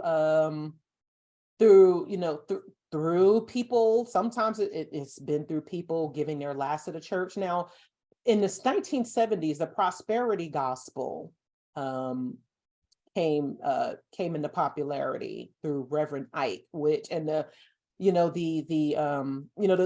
notion of the prosperity gospel is that the more you give to your church, the more blessings come down. So and that's probably one of the reasons why you see many of these preachers, and also many of them tap into people's emotional vulnerability. That's also a problem though, because when you include guilt into guilt and also fear into people who now remember, during slavery, during the period of enslavement, it was illegal to teach slaves to read and write, even though some managed to do so. And because of that, because there were some preachers and pastors who had the ability to read and write, and who also was able to interpret certain aspects of the Bible, the preacher became very revered, as the leader of the community. And so it became important to support them, and they were the tools of God. So it really became, and I'm just like, I'm not speaking, like specifically from like a, like an academic point of view, but this is, historic for the record. That is a combination of things that, there are many churches who, amass a certain amount of wealth and resources because of this idea that the more you give to your church, or the more you give to your pastor, who is supposedly representing you, and who gives you something to feel good about in the meantime, then that deserves, to be supported in a way that, people are living well beyond the means of, of their congregation, which I don't think they should. So it's I wouldn't say it's complicated for that, but the church has certainly had a huge head start on fundraising, whether it is not just simply fundraising. There are some denominations who, like I said, the Catholic Church has stolen resources. But there are other denominations who, through through encouraging routinely giving, it has been effective in their fundraising. It is something that I think people who leave the church and who join secular organizations, it's important that, it is important that our organizations thrive, not just simply survive, but we are not certainly asking you to forego paying your bills or buying groceries to support us, because that is not beneficial. That is not equitable. And certainly the way certain mega churches and mega pastors have been supported is not equitable. It has not been financially beneficial. And it is a conditioning. It is a culture. It is a conditioning through guilt and fear primarily, as well as just tradition.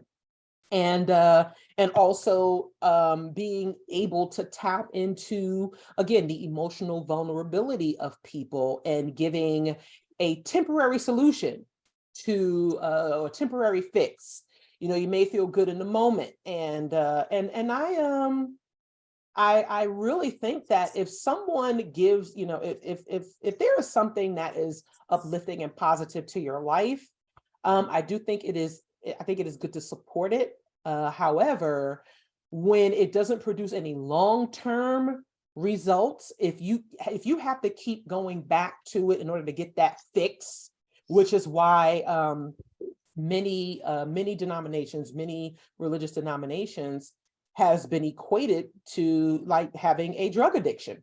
And some of them go, synonymous, they go hand in hand, which is why they tend to be a revolving door for addicts as well. So, there are all of these things that, we have to consider as far as the historical foundations of how many of these institutions have amassed a certain amount of wealth. There are things that I think we can learn from as far as fundraising and getting people to support our organizations. That certainly does not have to be a religious thing. We can carry on certain activities to help fundraise that are not simply synonymous. But yes, if you notice, yes, almost every church function, whether it's Bible study, whether it's Sunday school, whether it's the regular service or whether it's a special service, they are always drilling it into you to give that money. And I think the frequency of it, again, has been conditioning. I don't think that everyone should not just simply be giving their last dollars to support those churches or those institutions. But I think the more we can at least, help people to understand that community organizations do need support, especially as there is a focus on more mutual aid, economic justice, and also the ability for people to have a sustainable living. Is important. So I'm sorry if that answer was all over the place, but it's fine. It's not an easy question to answer, but here's an easier one. Yeah. Does BN take a position on reparations?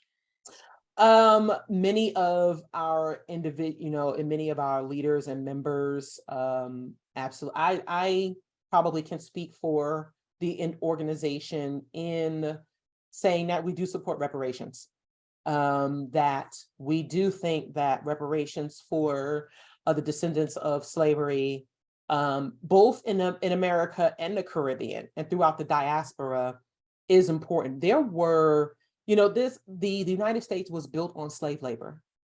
It amassed its wealth through slave labor. It was able to become wealthy through incorporating disparities and disfranchising Black folks in this country. So yes, we do support I know I do support reparations, and it's not just simply about giving everybody a check, even though, I don't think that there's anything wrong with that, right?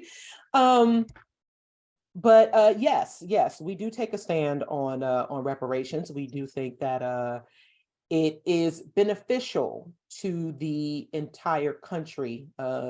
We think about when during World War II, when Japanese American residents were pulled into internment camps, and they were given reparations for that. There has never been sufficient reparations for the descendants of slavery who were instrumental in building this country for little to no pay, and have been told that we have to pull ourselves up by our bootstraps. We have to, when we are still working at a disparity, both, economically, all across the board there.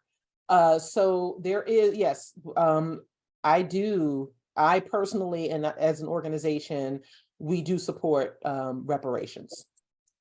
Thank you. I think we have time for 2 more questions. We'll go to Wendell and then Diane. Wendell. I want to say thank you again, folks, for having me. Miss Thomas, nice seeing you again. I will be in touch. Awesome. I plan on winning the lottery, hopefully this next drawing. So yeah, I'll spread it around. Anyway, yeah, so there's, quite a few things in addition to the pastors becoming for the church, the main religion thing. Are you guys familiar with the term bottom for a pimp? Say that again? Bottom bitch? Could I say bottom bitch? Would you guys?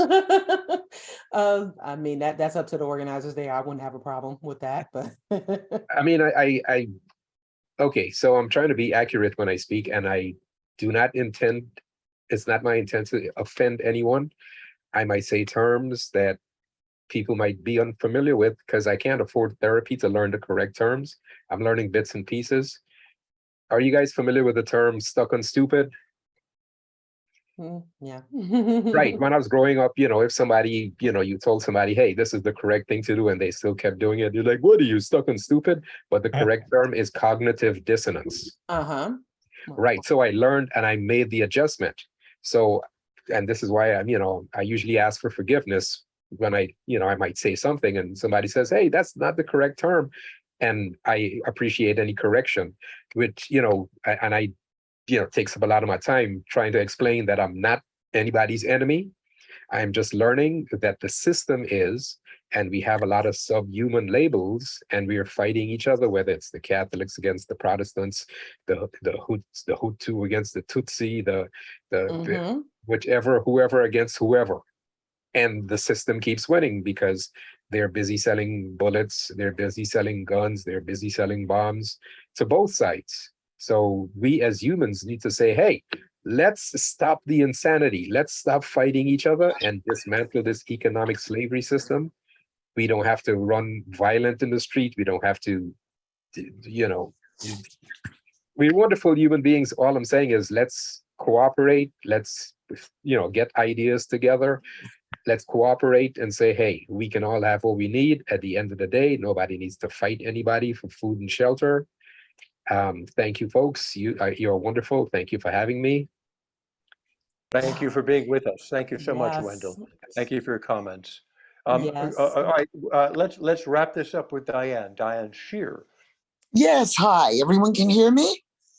Yes. Yeah, we can hear you. Yes. Diane. Okay, good. Well, I won't be long. But as we were talking about the role of money as a motivator for organized religion, I just want to leave you with 2 factoids that absolutely stunned me when I heard them. Okay, but they're pretty funny actually. The Mormon Church. Okay, now this was a very big deal. You may have heard about this. This is a very big deal a year or 2 ago when this all came out. But the Mormon Church, as you probably know, a real bedrock of the faith is tithing 10% of your income to the church, which was all fine until it was learned that the Mormon Church had amassed 100 billion, that's billion with a B, Okay, $100 billion that they were keeping in an investment fund that wasn't regulated and hadn't been reported to the authorities and that sort of thing. And the reason, of course, that they were so careful to keep that under wraps is they didn't want their members to realize how much money the church had amassed, because then, God forbid, they might not want to keep tithing the 10%. So that was one interesting thing, but the one that really fascinated me, and this one I think in particular, because I was raised a Catholic, but one of the tenets of the Catholic faith is that priests are not permitted to marry because they need to devote all of their energy and all of their love to God. Okay, and not be distracted by things like a wife or children. Wendell is laughing. You know what's coming here, I bet, don't you? It was not always that way. I mean, for a very long time, Catholic priests were permitted to be married. Do you know why they changed it? Okay, no, this is the fun part. The reason that rule was changed is because the church was finding that priests who were married or had children, God forbid, when they died, they were leaving their money to their wives and children. Okay, and any land and whatever they may have had. So by creating this rule that no, you must devote your entire self to God instead of a family, that assured the church going forward that any of the priests, when they died, any assets, no matter how meager they had, would go directly to the church. So Wendell, you did know this. I just found this fascinating as an ex-Catholic. But anyway, so we're just leaving on kind of a funny note, I guess. But that's it. That's all I wanted to say.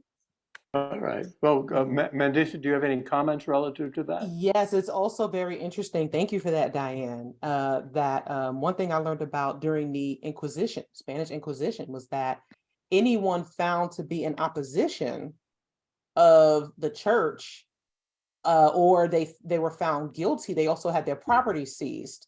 So that was also a way that that these churches were able to amass certain wealth. It certainly was not because people gave everything willingly.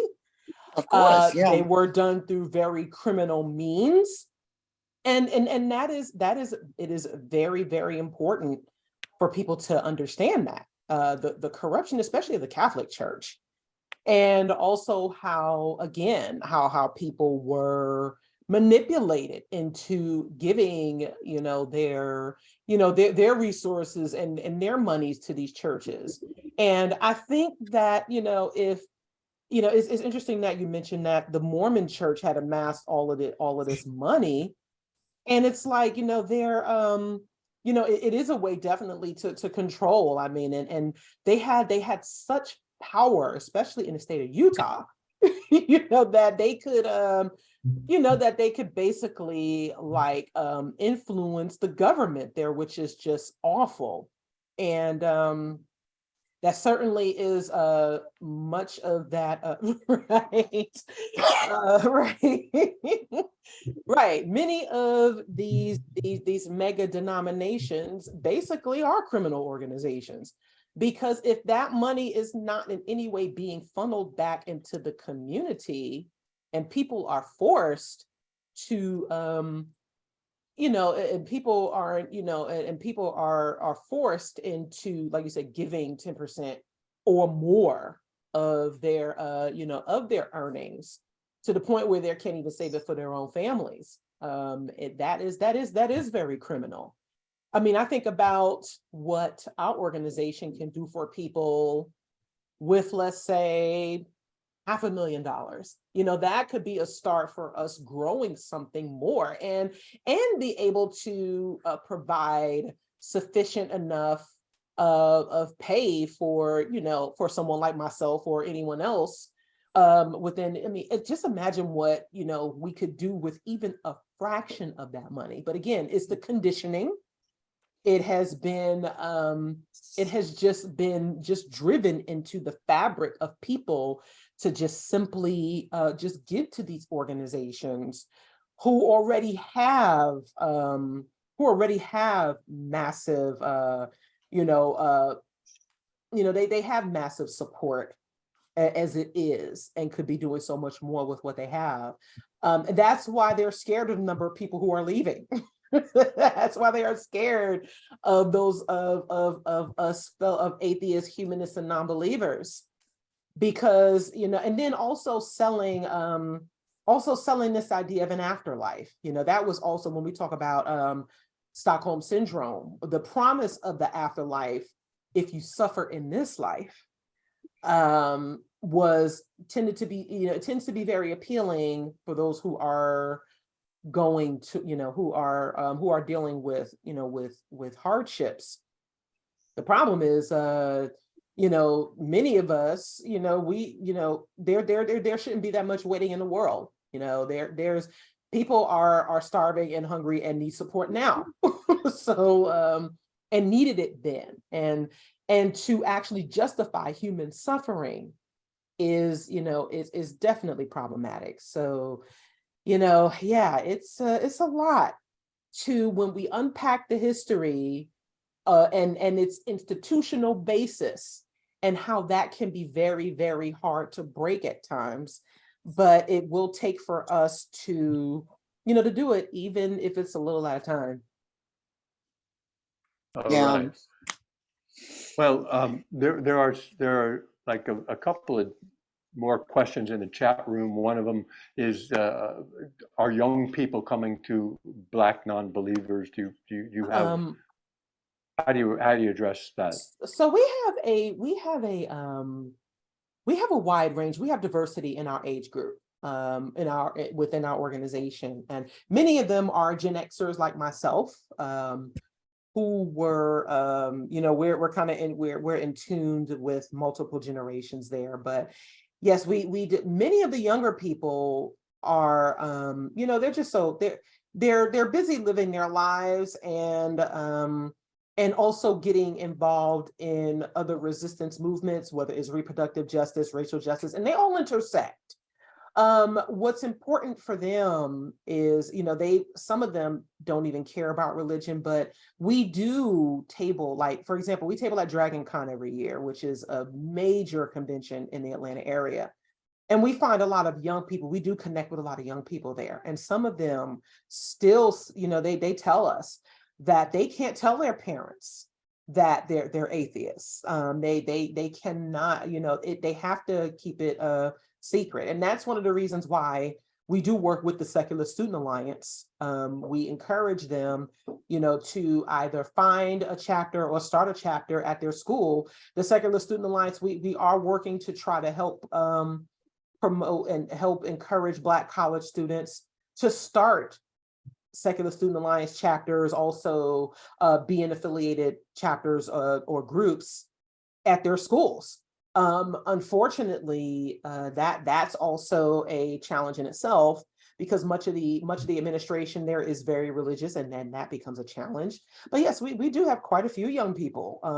But I can appreciate connecting with older Black folks who either never believed, or they raised their families as believers, but then something, there was a light that just went off, and they started studying, and they came out of religion, and now they're also finding a support system. So those experiences are fascinating to me, because you have people who staunchly raise their children religious, and then they came out of it. And so the struggle that comes along with having children who are still religious is one where people still need an abundance of support. The young, there are younger people who, like I said, we are very multi-generational. We love that there are young people who are finding us, and there are young people who are finding support in us. We find people are finding, people of all ages really are finding support in our organization. Okay, well, thank you, Mandisa. I really appreciate your time, your wisdom, your willingness to share what you've learned and what your vision is for the future. I mean, you've taken on a difficult task and you seem to be very successful. We didn't really get into the controversy, but I'm also glad that you addressed that specifically. I was aware of that, but we could probably spend a lot of time talking about that. But you've been talking right now for about 2.5 hours, just about. Yeah. So it's time to say goodnight, and it's time to say thank you very much, Mandisa, and thank